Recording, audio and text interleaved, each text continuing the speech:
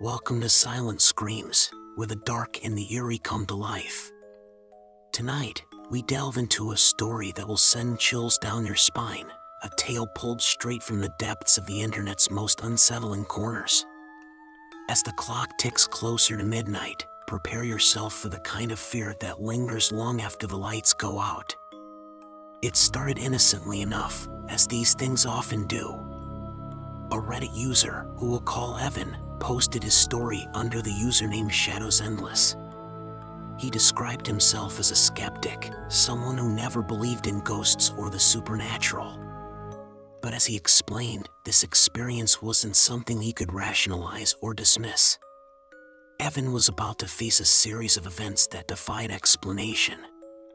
Evan lived in a quiet suburban neighborhood, the kind where nothing ever seemed to happen. His house was modest, with an overgrown backyard and a creaky front porch. It was the kind of place where the silence stretched on endlessly, only occasionally interrupted by the distant hum of passing cars. One evening, as he sat in his living room scrolling through his phone, he heard a faint sound. It was a low, almost imperceptible whisper coming from the direction of the kitchen. At first, Evan dismissed it as his imagination or maybe the sound of pipes shifting in the walls. But as he got up to investigate, the whispering grew louder. He froze. It wasn't just random noise. It was distinct. Words, though muffled, floated toward him. They were soft and unintelligible, but undeniably human. He called out, his voice shaking, "Hello? Is someone there?" The whispering stopped abruptly. Evan stood in the middle of his kitchen, his heart pounding. The room was empty, bathed in the cold glow of the refrigerator light. Nothing seemed out of place, but he couldn't shake the feeling of being watched.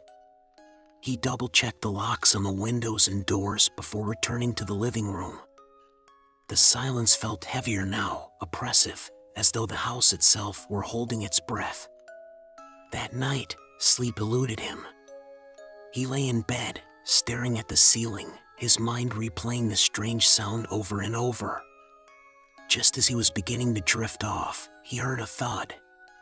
It was loud and sudden, coming from the attic above.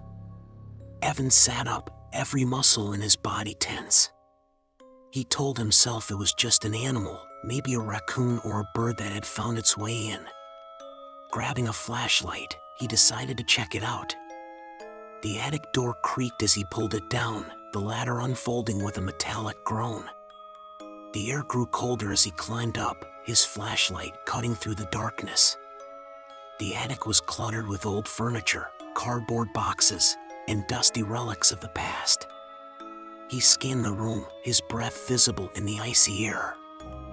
That's when he saw it, something out of place.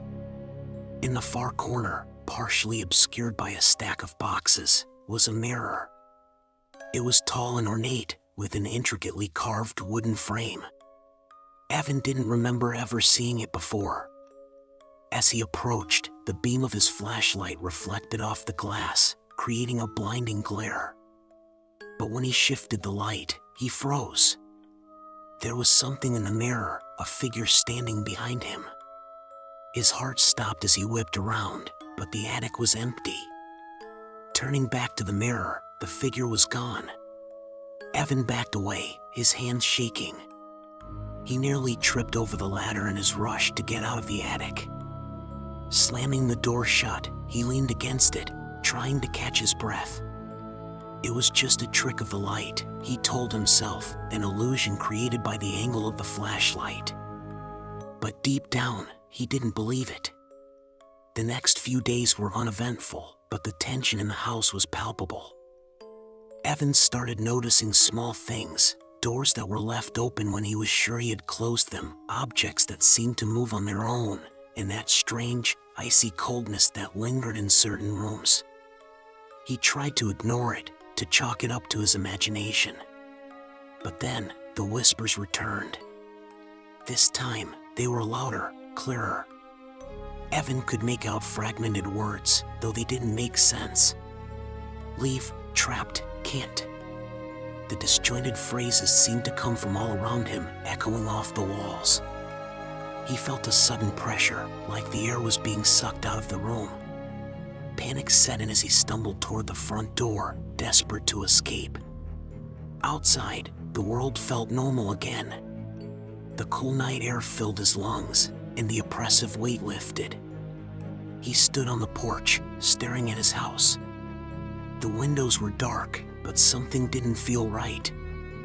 He could have sworn he saw a shadow move past one of them, though no lights were on inside. Evan didn't go back in that night. Instead, he slept in his car, parked in the driveway. The following morning, he considered calling someone, anyone, to help. But who would believe him? He couldn't explain what was happening, let alone prove it. Reluctantly, he went back inside, determined to face whatever was haunting him. As the days turned into weeks, the activity escalated. The whispers grew louder, almost conversational, though Evan couldn't understand most of what they said. He started seeing shadows out of the corner of his eye, always disappearing when he turned to look. The mirror in the attic became a focal point of his fear. He avoided it, but he could feel its presence, like it was watching him. One night, he woke up to the sound of footsteps in his bedroom. They were slow and deliberate, pacing back and forth at the foot of his bed. He didn't move, didn't breathe, too terrified to open his eyes.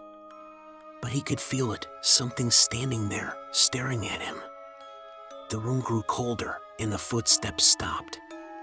When he finally mustered the courage to look, the room was empty. But his bedroom door, which he always kept closed, was now wide open.